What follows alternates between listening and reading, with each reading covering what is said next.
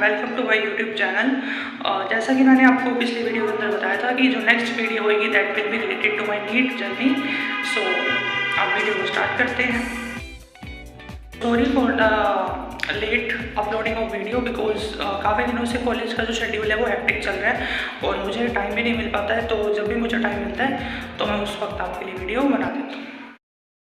शुरू से स्टार्ट करते हैं। 2019 में जब मैं 10th में था तो काफ़ी मेरी मैथ अच्छी थी एंड फिर मेरे बोर्ड एग्ज़ाम्स जब हुए 2020 के अंदर उसमें मेरे मैथ के अंदर 100 आउट ऑफ 100 मार्क्स भी आए थे। तो इसकी वजह से मुझे लगा कि मेरा मैथ जो है वो काफ़ी अच्छा है, तो मुझे मैथ में ही आगे करना चाहिए कुछ ना कुछ। तो मैंने सोचा था कि मैं नॉन मेडिकल ऑप्ट कर लूँ और फिर मैंने नॉन मेडिकल ही ऑप्ट किया। 2020 के अंदर अप्रैल में मैंने पूरा मैथ पढ़ा था। और मेरी मासी का फ़ोन आया मेरी मम्मी के पास कि इसने कौन सा स्ट्रीम ऑप्ट किया है पूछा। तो फिर मेरी मम्मी ने कहा कि इसने तो नॉन मेडिकल ऑप्ट किया है। तो फिर मेरी मासी को तो कोई पसंद नहीं है, मतलब नॉन मेडिकल स्ट्रीम तो बिल्कुल भी पसंद नहीं है, वो चाहते नहीं कि कोई इंजीनियर बने। अब उसके कुछ रीजंस भी हैं, कुछ एक होते भी हैं वैसे रीजंस, बट चलो। फिर उसके बाद मेरी मासी ने मेरी मम्मी को कहा कि इसको मेडिकल दिलवा दो, ठीक है। तो फिर मैंने बायो ले ली। अब बायो जब मैंने ली तो मुझे स्टार्टिंग में तो कुछ समझ ही नहीं आ रहा था क्योंकि मेरा काफ़ी ज़्यादा पोर्शन जो था वो छूट चुका था 1 मंथ के अंदर। तो स्टार्टिंग में तो इशूज़ चल रहे थे, लेकिन धीरे धीरे फिर मैंने अपना सिलेबस जो कवर अप करना स्टार्ट किया और जैसे मैं जब जहाँ तक सर पढ़ा रहे थे मैं उस लेवल तक आ गया था तो मुझे काफ़ी हद तक बायो ईजी लगने लग गई थी इन कंपेरिजन टू मैथ। वैसे मैथ भी ठीक लग रही थी मुझे। मैंने एक चैप्टर पढ़ा था मैथ का, कॉम्प्लेक्स नंबर का 11th में, तो ठीक था, वो इतना टफ नहीं था। बट चलो क्या पता आगे जो टॉपिक्स होंगे क्या पता वो टफ हो, मुझे पूरी मैथ का तो इतना नॉलेज नहीं है। तो फिर मुझे मतलब बायो में काफ़ी इंटरेस्ट आने लग गया था और फिर मैंने बायो पढ़ना स्टार्ट कर दिया था। केमिस्ट्री फिजिक्स तीनों सब्जेक्ट मेरे सही चल रहे थे। मैंने इवन की फिजिक्स के लिए एक रेफरेंस बुक्स भी दी थी और ऐसे अरोड़ा की, वो मैंने पूरी मतलब कंप्लीट कर दी थी till end of 11th class. And chemistry में मैंने प्रदीप पब्लिकेशन ली थी, मैंने वही पढ़ी थी। नीट और जेई में सोल्यूशन जो होते हैं पीछे बैक साइड में मैंने वो लगाए थे। और बायो में मैंने ट्रूमैन ली थी लेकिन वो मैंने पढ़ी नहीं थी क्योंकि बायो में रेफरेंस बुक पढ़ना मतलब दिमाग खराब करने लायक ही होता है। तो मैंने फिर बायो में सिर्फ NCERT को फॉलो किया था।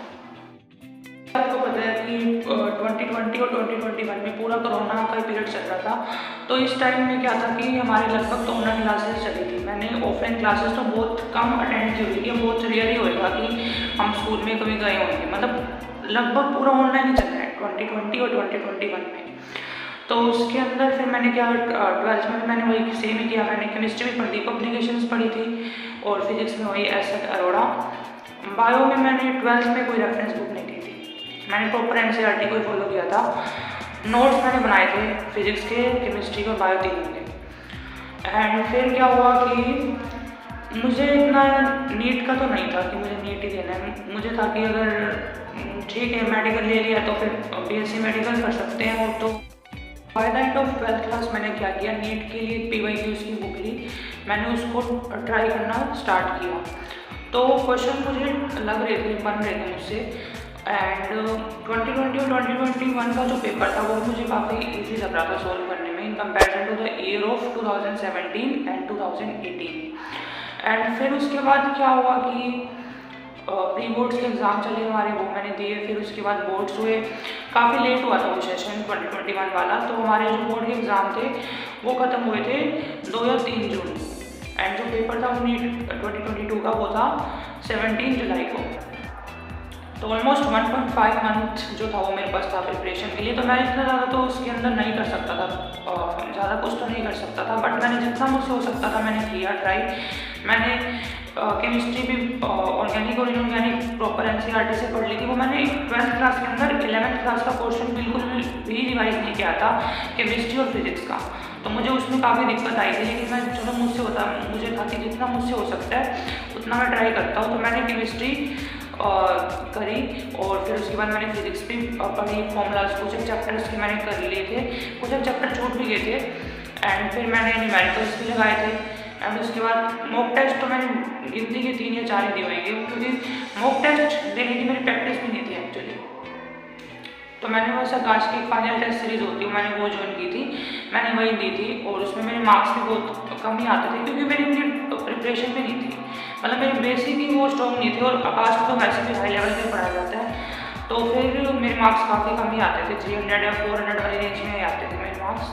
तो उसके बाद फिर मुझे था कि इस साल तो नहीं होएगा नीट, तो मुझे 1 साल का ड्रॉप मैं लेके देखता हूँ, अगर 1 साल में हो जाता है तो देख लेंगे, नहीं तो कुछ और कर लेंगे। तो फिर मैंने क्या किया, 2022 वाला मैंने पेपर दिया, तो उसमें मेरे मार्क्स जो थे वो 476 बने थे। उस टाइम पे एक्चुअली था भी पेपर भी थोड़ा सा कहते हैं, बायो थोड़ी सी लेंथी थी, बट एनीवेज पेपर चाहे इजी भी हो, जब तक आपने कुछ पढ़ नहीं रखा होगा पेपर चाहे इजी हो चाहे मुश्किल हो, आप ऐसे उसमें बेस्ट परफॉर्म नहीं दे पाएंगे अपना। तो फिर मैंने क्या किया, ड्रॉप लेने का डिसीजन लिया, तो मैंने आकाश चंडीगढ़ से कोचिंग ली, एंड काफ़ी सही था वहाँ का शेड्यूल भी काफ़ी ठीक बैठता था, 4 घंटे की क्लासेस होती थी, एक दिन में 2 क्लासेस होती थी एक्चुअली, एंड टीचर्स भी काफ़ी सपोर्टिव थे, फ्रेंड्स भी बने, ग्रुप डिस्कशन भी होती थी हमारी, तो काफ़ी सही चलता था। और मतलब वहाँ पे जो FTs होते हैं, वहाँ के जो AIATS होते हैं वो भी काफ़ी सही होते हैं, मतलब आपको पूरा फील मिल जाता है उन क्वेश्चन को सोल्व करने से, और उसमें मेरे नंबर भी काफ़ी अच्छे आते थे, मेरे फर्स्ट FT के अंदर भी 648 नंबर थे मुझे याद है, तो उससे काफ़ी मोटिवेशन मिलता था कि हाँ टेस्ट के अंदर नंबर आ रहे हैं, तो कहीं ना कहीं कुछ ना कुछ तो हमने पढ़ा है, मतलब क्योंकि पहले मैंने पढ़ रखा था, तो उस वजह से मेरे नंबर ठीक चल रहे थे। तो फिर इस अकॉर्डिंग चलता रहा मेरा शेड्यूल आकाश का, एंड फिर क्या था कि फरवरी के एंड पे मेरा सिलेबस कंप्लीट हो गया था, मतलब आकाश में तो लेट तक ही हुआ था, लेकिन मैंने पहले से उसको मतलब कंप्लीट कर रखा था सिलेबस। तो उसके बाद फिर क्या था कि 3 महीने मेरे पास बचे थे, मतलब जनवरी के एंड तक मैंने किया था सिलेबस कंप्लीट, तो मेरे पास फरवरी, मार्च एंड अप्रैल 3 मंथ्स थे पूरा रिवीजन के, तो मैंने पूरा इसमें जो था वो रिवीजन ही किया था प्रॉपर।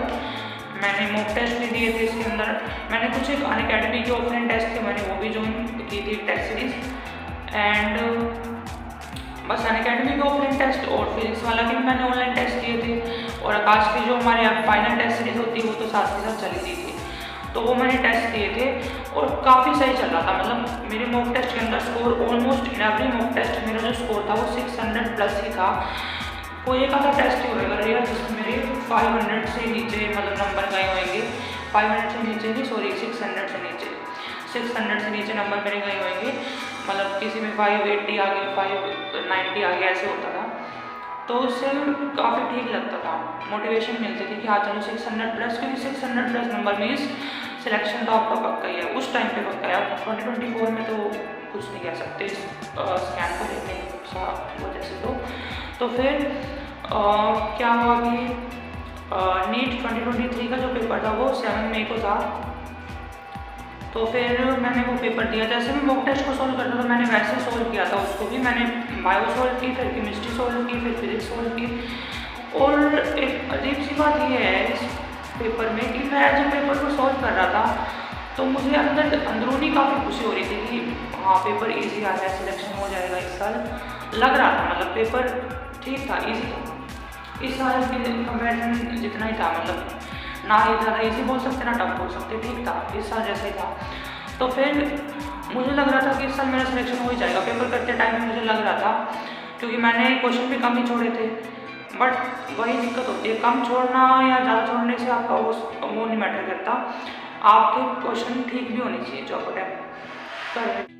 पेपर दिया, मैं सेंटर से बाहर आया, तो जब मैंने घर आके देखा तो मेरे ऐसे ऐसे क्वेश्चन गलत थे जो मैंने कभी मॉक टेस्ट के अंदर भी गलत किए थे, ऐसे लिटरली मतलब ऐसे क्वेश्चन में मेरी गलती हो गई थी जो कभी मैं सोच भी नहीं सकता था, मेरे इतने ईजी क्वेश्चन गलत हो गए थे। और उस टाइम पे जो मेरा स्कोर बना था वो बना था 584, ठीक है, तो 584 में भी सिलेक्शन तो नहीं होता, बिकॉज जनरल कैटेगरी वालों में तो है कंपटीशन है, जनरल कैटेगरी में आपके जब तक 600 से ऊपर नहीं होंगे आपका सिलेक्शन नहीं होगा, ठीक है। तो फिर काफ़ी हुआ, दुख तो होता ही है जब आपने इतनी तैयारी की हो और आपका सिलेक्शन ना हो। तो फिर ऐसे 3-4 महीने बीतते रहे, पहले तो कुछ समझ नहीं आया कि करना क्या है एक्चुअली, ठीक है, कि अब क्या करें, अब नीट में तो हुआ नहीं, अब आगे क्या करें। तो फिर मेरे को लगा कि अब चलो, अब नीट में जब घुसे हैं तो कम से कम नाम के आगे डॉक्टर लगाने के लिए हम कुछ और स्ट्रीम ऑप्ट करते हैं मेडिकल फील्ड के अंदर ही। तो मैंने सोचा कि मैं BMS ऑप्ट कर लेता हूँ। तो मैंने BMS ऑप्ट किया, that is bachelor of Ayurvedic medicine and surgery, ठीक है। तो वो उसकी जो काउंसलिंग होती है वो MBBS काउंसलिंग के जस्ट 1 मंथ बाद ही होती है, लेट होती है उसकी काउंसलिंग। तो फिर क्या हुआ कि मैंने काउंसलिंग कराई, तो मेरा ऑल इंडिया से तो कोटा में नंबर आया था, तो वो मैंने प्रेफर नहीं किया। हरियाणा वाली स्टेट काउंसलिंग में मेरा नंबर आया श्री कृष्णा आयुष यूनिवर्सिटी कुरुक्षेत्र में, तो मैंने वहाँ पे एडमिशन लिया अपना। तो फिर उसके बाद क्या था कि हमारी क्लासेस नवंबर से स्टार्ट हुई थी एक्चुअली, 2 नवंबर से।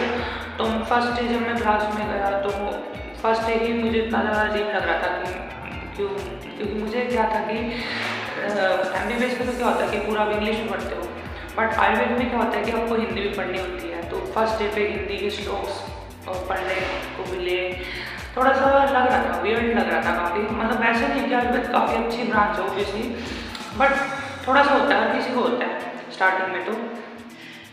तो मुझे भी वही फीलिंग आ रही थी कि मैं कहाँ पे आ गया, ऐसा अजीब सा लग रहा था। आयुर्वेद के अंदर तो आपको हिंदी और संस्कृत पढ़नी पड़ती है, तो वो मुझसे समझ नहीं आ रहा था कि मैं कैसे पढ़ूँ उनको। काफ़ी हेक्टिक हो रहा था क्योंकि मुझसे हो ही नहीं पा रहा था श्लोक वगैरह लर्न। तो उसके बाद क्या था कि फिर मैंने सोचा कि मैं 1 साल और देता हूँ नीट पे, इस बार हो जाएगा तो ठीक है, नहीं तो मैं BMS ही कंटिन्यू करूँगा। तो फिर मैंने वैसे तो मैंने अक्टूबर में ही मैंने नीट की प्रिपरेशन स्टार्ट कर दी थी बिफोर ज्वाइनिंग BMS। तो फिर BMS के साथ साथ ही मैं नीट की प्रिपरेशन कर रहा था। क्लासेस मैंने बहुत कम लगाई हैं BMS की, क्योंकि हो ही नहीं पाता मैनेज, क्योंकि आपको 9 से 4 तक क्लास में जाना होता है एंड उसके बाद फिर आप नीट का पढ़ो वापस, है ना। तो इसलिए क्लासेस मैंने बहुत कम अटेंड की थी कि मैं एक बार सोचता हूँ मैं एक बार नीट पे पूरा फोकस कर लूँ एक बार और। तो फिर पढ़ तो इसलिए मैंने सब कुछ ही लगा था। तो मैंने पढ़ाई इस बार कम की, मैंने क्वेश्चंस ज़्यादा लगाए, ठीक है, टेस्ट मैंने ज़्यादा लगाए।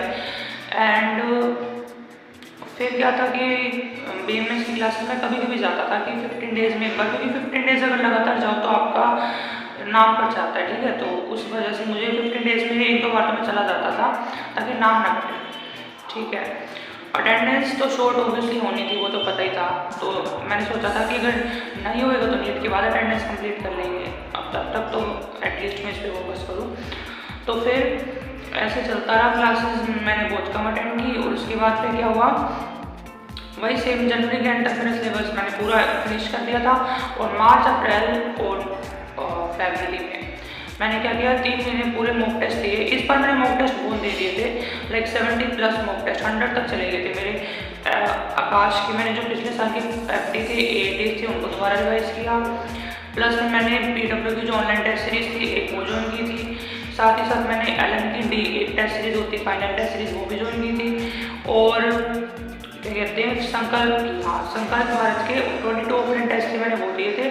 और फिजिक्स वाला की जो रैंकर टेस्ट सीरीज होती है मैंने वो भी दी थी। मतलब जितने हो सकते थे। मैंने सोचा कि इस बार लास्ट मॉक है, इस बार छोड़ना नहीं है, जितने टेस्ट हो सकते हैं दे दो। तो मैंने इतने सारे मॉक टेस्ट सोल्व कर लिए, कॉन्फिडेंस आ गया था, मतलब काफ़ी लग रहा था कि इस बार तो कुछ भी हो जाए, बस हो जाए सिलेक्शन। एंड फिर क्या कहते हैं, अप्रैल के एंड तक जो है वो काफ़ी सही चलता रहा। एंड फिर क्या हुआ कि 5 मई को हमारा पेपर हुआ नीट का, ठीक है। तो उसमें क्या था कि मैंने वही सेम पैटर्न, मैंने पहले बायो सॉल्व की, फिर केमिस्ट्री एंड देन फिजिक्स। इस बार मैंने सोच लिया था कि इस बार मैं जो पेपर अटेम्प्ट करूँगा तो मैंने क्वेश्चंस को 2 बार चेक करना है, क्योंकि 2023 में मुझसे सिली मिस्टेक्स हुई थी, क्योंकि जल्दी में पेपर को सोचते कि जल्दी करना है, लेकिन जल्दी के चक्कर में हमें क्वेश्चंस को गलत नहीं करना होता। तो मैंने इस बार पेपर जल्दी भी किया था और आराम, मतलब मेरी गलतियाँ कम हुई। इसके लिए मैंने क्वेश्चंस को 2 बार चेक किया था कि मैं क्वेश्चन ठीक तो कर रहा हूँ। मतलब डर तो लगे रहता है कि जब आपका एक बार पेपर खराब हो चुका है तो आपको डर तो लगता है कि इस बार खराब ना हो। तो इस बार आप पढ़ाई कामली मैंने पेपर को सोल्व किया। एंड इसकी वजह से मेरी गलतियाँ तो इस बार भी हुई हैं, सिली मिस्टेक्स, मुझे इसका रिग्रेट भी होता है। अगर मेरे 3-4 क्वेश्चन ठीक होते और तो मुझे अपने हरियाणा का बेस्ट कॉलेज PGIMS वैसे रोहतक मिलता, बट चलो एनीवेज गवर्नमेंट कॉलेज तो मिल रहा है एटलीस्ट। तो फिर क्या हुआ कि मैंने पेपर दिया और जब मैंने करा के मार्क्स चेक किए तो स्कोर मेरा 663 बना था उस टाइम पे। एक क्वेश्चन जो है वो मेरा OMR फिलिंग की वजह से गलत हो गया था, तो मेरे मार्क्स जो थे वो 658 हो गए थे। चलो फिर भी मुझे लग रहा था कि अच्छे मार्क्स हैं, काफ़ी अच्छा लग रहा था कि चलो ठीक है सिलेक्शन तो हो ही जाएगा, पीजे रोहतक तो मिल ही जाएगा। पिछले साल के अकॉर्डिंग पीजे रोहतक तो मिल ही जाना चाहिए था, मुझे लग रहा था। तो फिर 4 जून को नीट का रिजल्ट आया 2024 में। तो जब रैंक देखी तो फिर तो लग रहा था कि क्या ही मिलेगा, कॉलेज मिलेगा भी नहीं मिलेगा ये भी श्योरिटी नहीं थी, क्योंकि मेरी जो रैंक थी वो 22,890 थी। जो मेरे पहला जो रिजल्ट आया था नीट का, सबसे पहला रिजल्ट 4 जून को, तो उसमें उस रैंक में तो आप ऑल इंडिया से ही कहीं जा सकते हो, साउथ वगैरह में। हरियाणा में तो कोई चांस ही नहीं है, क्योंकि 21,000 रैंक पे हरियाणा में क्लोज हो जाता है। एंड फिर क्या था कि नीट का जब सेकंड रिजल्ट आया, जब सारा स्कैम्स गुम हो रहे थे, सुप्रीम कोर्ट के डिसीजन आया कि नहीं जो 1563 कैंडिडेट्स थे उनके ग्रेस मार्क्स को हटाया जाए, तो उसके बाद जो मेरे जो रैंक थी उसमें सिर्फ 30 का ही फर्क आया, 30 नहीं सॉरी 40 रैंक, मतलब मेरी जो रैंक थी वो 22,850 हो गई थी। तो उससे तो क्या ही फर्क पड़ता है। तो फिर उसके बाद वही डर लग रहा था कि क्या होगा, सिलेक्शन होगा नहीं होगा। तो फिर क्या था कि एक क्वेश्चन पे कंट्रोवर्सी क्रिएट हुई बाद में, मतलब कंट्रोवर्सी तो चले जा रही थी कि नीट होगा नहीं होगा। कई लोग, कई टीचर पहले दिन कहते हैं कि होगा, कुछ अगले दिन कहते हैं कि नहीं होगा, तो उस चीज़ में पूरा चलता रहा। लेकिन फाइनली जब रीनीट तो मना ही कर दिया था सुप्रीम कोर्ट ने। फिर उसके बाद एक क्वेश्चन पे जो कंट्रोवर्सी क्रिएट हुई फिजिक्स वाले क्वेश्चन पे, एटम वाले क्वेश्चन पे, तो उस क्वेश्चन में क्या था कि आधा क्वेश्चन जो सेकंड और फोर्थ क्वेश्चन, जो सेकंड और फोर्थ ऑप्शन जो उस क्वेश्चन में करेक्ट माने गए थे दोनों, तो सिर्फ फोर्थ वाले को ही करेक्ट माना गया था, जो मेरा ठीक था, और सेकंड वाले को इनकरेक्ट माना गया। तो इस वजह से जो रैंक थी वो काफ़ी सफल हो गई थी मेरी। 2000 जो रैंक थी वो ऊपर आ गई थी, मतलब 20,267 मेरी रैंक हो गई थी। फाइनल जो रिवाइज रैंक थी मेरी 26 जुलाई 2024 को जो नीट का रिजल्ट आया था उस टाइम पे। तो 20,000 रैंक पे मुझे लग रहा था कि हरियाणा के अंदर मिल सकता है कॉलेज आराम से। अगर हरियाणा में भी नहीं तो ऑल इंडिया से कहीं ना कहीं तो मिल ही जाएगा यूपी में, तो ऐसा मुझे लग रहा था। तो फिर मैंने काउंसलिंग स्टार्ट हुई एंड ऑल इंडिया की जो फर्स्ट राउंड था उसमें तो मेरा नंबर आया था उड़ीसा तक तो नहीं चाहिए दूर है ना। तो फिर हरियाणा वाली स्टेट काउंसलिंग में मैंने कराया, फर्स्ट राउंड में मेरा नंबर आ ही गया, जो मुझे लग रहा था कि एज एक्सपेक्टेड। बट हाँ, काफ़ी माइनस से उससे बचा हूँ मैं, क्योंकि मेरी जो क्या कहते हैं क्लोजिंग जो रैंक थी वो थी 20,887, जो मिला last college in the general category. But मेरी रैंक लकीली 20,267 थी, तो इस वजह से मुझे कॉलेज मिल गया। तो इस चीज़ का भी मुझे काफ़ी ठीक है, अच्छा लग रहा है कि हाँ एक क्वेश्चन मेरा ठीक निकला, नहीं तो मुझे कहीं दूर जाना पड़ता साउथ वगैरह में। तो ठीक है, अपने नोट्स में नंबर आ चुका है, सेटिस्फाइड हो एटलीस्ट मैं कि पास में नंबर आ गया, नहीं तो कहीं दूर इतनी साल तक वो नहीं दूर रहे। This is my NEET journey. I hope you like this video. If you like the video, please do not forget to share and like this video and subscribe my YouTube channel.